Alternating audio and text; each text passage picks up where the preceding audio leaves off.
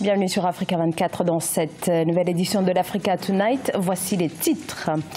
Vers une stratégie commune entre le Mali et le Niger dans la lutte contre le terrorisme. En visite à Bamako, le président nigérien Mahamadou Issoufou a réaffirmé la volonté de son pays de mutualiser les moyens avec son voisin afin d'éradiquer la menace.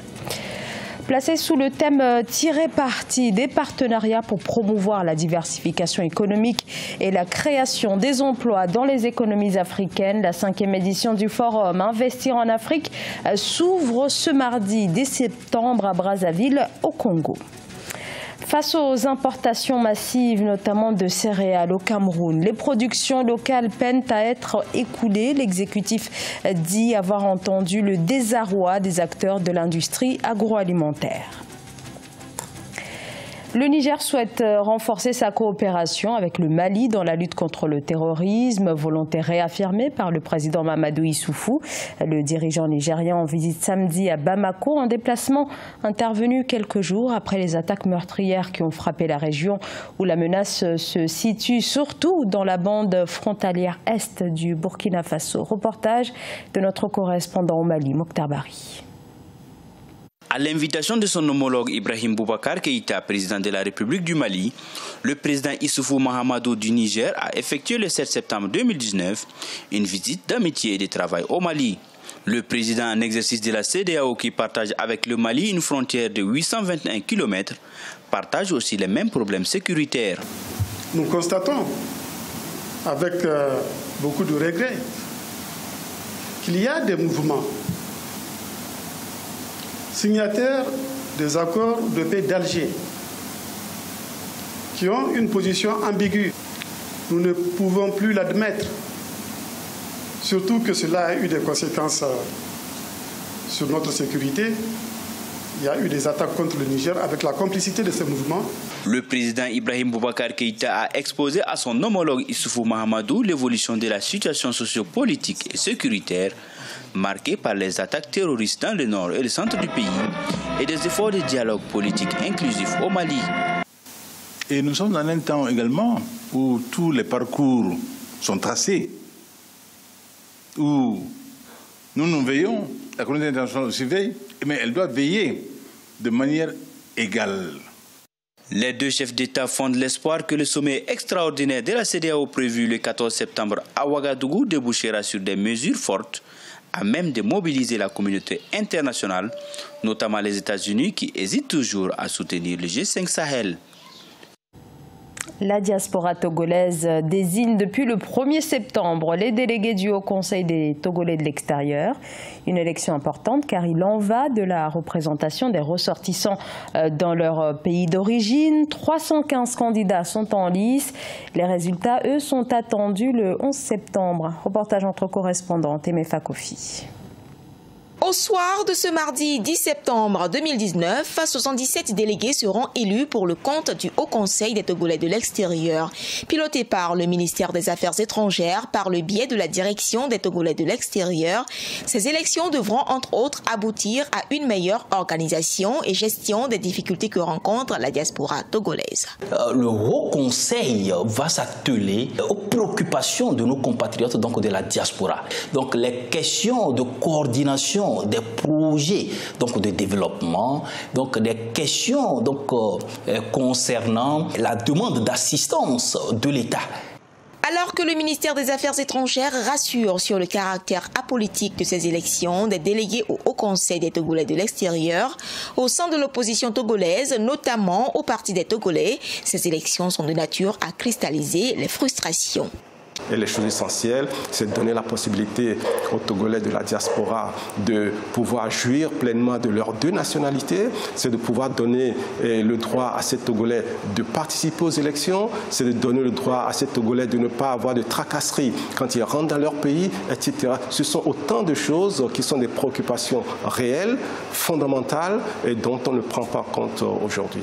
Sur environ 1,5 million de Togolais qui vivent à l'étranger, seulement 164 548 électeurs se sont inscrits sur le fichier électoral pour l'élection des 77 délégués de la diaspora togolaise. Les résultats de ce scrutin seront publiés le 11 septembre 2019 selon le chronogramme officiel. En Libye, le maréchal Khalifa Haftar préconise toujours la solution militaire. Ses forces toujours actives à Tripoli et ses alentours ont une nouvelle fois rejeté l'appel de l'ONU de reprendre les discussions avec le gouvernement d'union nationale. C'est un sujet de la rédaction. Face au gouvernement de Fayez el-Sarraj, le maréchal Khalifa Haftar opte pour la solution militaire. Alors que les combats se poursuivent en direction de la capitale Tripoli, siège du gouvernement d'union nationale, les forces loyales au maréchal libyen rejettent l'appel des Nations Unies visant à reprendre les négociations. La solution militaire est la meilleure solution pour restaurer la sécurité et rétablir la loi. La bataille est dans sa phase finale. Cette opposition à la solution négociée, un nouvel échec pour la communauté internationale au sujet de la crise en Libye, où depuis le 4 avril, l'offensive du général Khalifa Haftar a replongé le pays dans une guerre qui en à peine 5 mois a fait plus de 1000 morts et des dizaines de milliers de déplacés. Cette guerre a forcé plus de 120 000 personnes à quitter leur foyer depuis le mois d'avril dernier. Devant cette situation, la communauté internationale est appelée à taper du poing sur la table de telle enseigne à mettre fin à ce qu'on appelle aujourd'hui la guerre par procuration.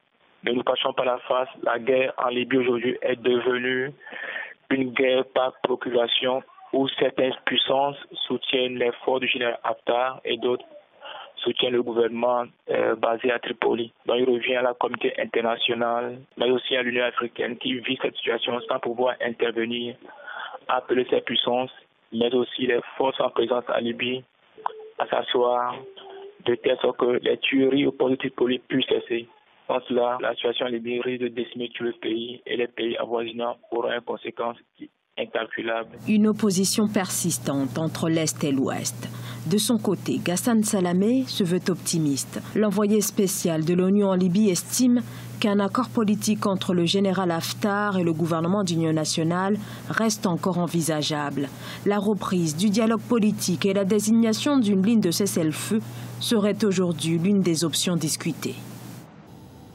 Brazzaville s'apprête à accueillir le Forum Investir en Afrique. L'événement se tient du 10 au 12 septembre dans la capitale congolaise. La Banque mondiale, la Chine sont partenaires dans l'organisation de ce forum dont la 5e édition est placée sous le thème de la diversification économique et de la création d'emplois. Corinne Camdem.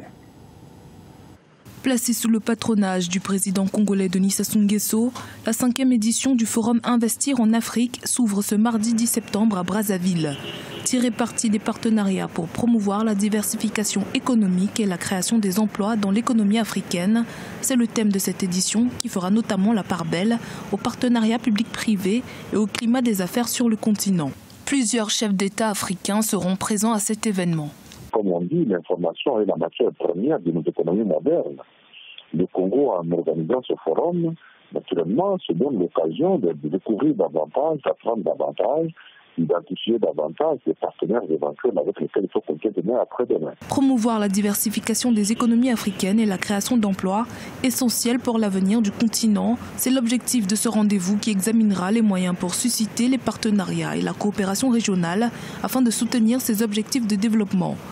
Devenu axial dans les conversations sur l'économie du continent, le partenariat public-privé est de plus en plus plébiscité par les organismes multilatéraux, à l'instar de la Banque africaine de développement. Les pays africains, très souvent, sont des pays, malheureusement, à économie monosecteur. Si vous prenez ce Congo-là, Congo-Brazza, il n'y a que le pétrole à 90% pratiquement de son budget. Maintenant, cette diversification économique va aider en quoi?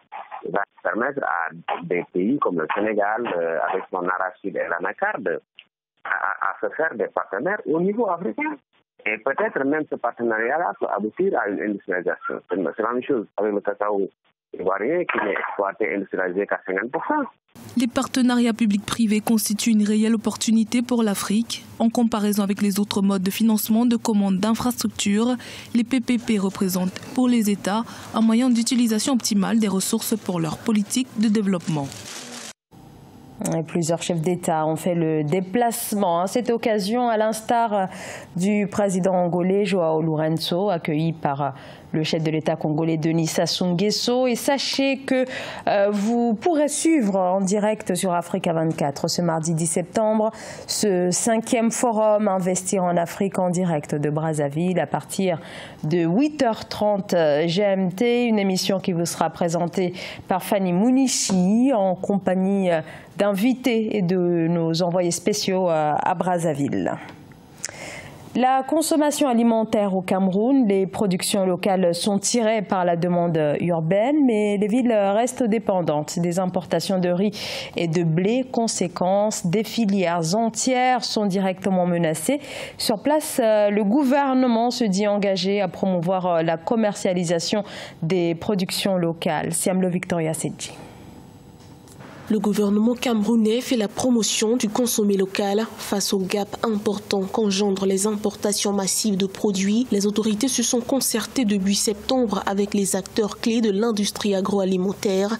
Objectif, promouvoir les intrants agricoles locaux. Je citerai l'exemple de Guinness qui envisage de substituer le malt au sorgho. C'est aussi le cas de Nestlé qui introduit le poivre de Penja parmi les ingrédients du cube Maggi et de Camley qui a décidé de diversifier ses produits en ajoutant à la gamme de yaourts des variétés faites à base de soja produits localement. Le secteur agroalimentaire représente au Cameroun 28% de la valeur ajoutée du secteur secondaire hors pétrole. Selon le gouvernement, produire sur place des intrants de qualité garantit donc des relais de croissance viables et favorables non seulement à la réduction des coûts pour les exploitants, mais aussi au rebondissement de la croissance économique. Pourquoi est-ce que le Cameroun, dans les années 60, a une société, la Socamé, Société Camerounaise des Engrais, et cette société est fermée? Si vous voulez faire l'agriculture à l'échelle industrielle, vous ne pouvez pas vous dispenser de la mise en place d'une société de production d'engrais. Le Cameroun, depuis ces 5-6 dernières années, a plus de 1000 milliards de déficit de la balance commerciale, c'est-à-dire nous importons nettement plus que ce que nous aurions été censés importer. On prendra le cas du riz. Le Cameroun, en 2016, est allé jusqu'à 800 000 tonnes de riz. Or, on s'est rendu compte que le Cameroun était devenu un hub où on fait venir tous ces produits-là et on diffuse ça dans la sous-région. À ce jour, près de 500 entités ont été encadrées durant la phase pilote du programme d'appui aux petites et moyennes entreprises agricoles et agroalimentaires achevé en décembre 2018. La situation demeure très inquiétante en Afrique du Sud où l'accalmie n'aura duré que quelques jours. Une nouvelle vague d'émeutes contre les étrangers dans le centre de Johannesburg a en effet éclaté et s'est soldée dimanche par un mort et plusieurs blessés. Ibayako. De nouvelles violences xénophobes ont éclaté en Afrique du Sud ce dimanche 8 septembre. Des attaques dirigées contre les étrangers qui ont fait 1 mort et 5 blessés dans le centre-ville de Johannesburg. L'entrepreneur nigérian Basil Onubgo est devenu l'une des victimes de ces attaques lorsque son concessionnaire automobile a été incendié. Dimanche, je ne suis pas venu au magasin parce que j'avais très peur. Même mes collègues ne sont jamais venus au magasin. Lundi, nous venons ici, nous voyons que tout est endommagé. Ils ont incendié le magasin dimanche. Vous avez brûlé cet endroit. Cela ne vous suffit pas. Vous y retournez encore pour y allumer un deuxième feu. Des magasins pillés, des pneus brûlés, des routes bloquées à Johannesburg. Cette affaire à échelle humaine était le moyen de Basil Onubgo de faire vivre sa famille. L'entrepreneur retrouve son entreprise en cendres pour cause des violences xénophobes nourries par le fort taux de chômage qui s'élève à 29% et la pauvreté de la population. Il n'y a pas de fraternité. Nous formons qu'un seul continent africain. Nous sommes tous les mêmes. Nous avons le même sang. Ce n'est pas un blanc qui vous parle, mais un Africain comme vous l'êtes. En début de semaine, l'Afrique du Sud a connu une vague d'émeutes xénophobes qui s'est soldée par la mort d'au moins 10 personnes et plus de 400 arrestations, avec des dégâts matériels considérables selon le dernier bilan des autorités locales. Ce dimanche, une foule de plusieurs centaines de personnes s'est formée et a attaqué des magasins en demandant le départ des étrangers. La police a rapidement dispersé la foule par des tirs de balles en caoutchouc et des grenades paralysantes. Ce journal a été réalisé par l'ensemble de la rédaction. Merci de votre fidélité. Dans un instant, une nouvelle édition de l'actualité sur Africa 24.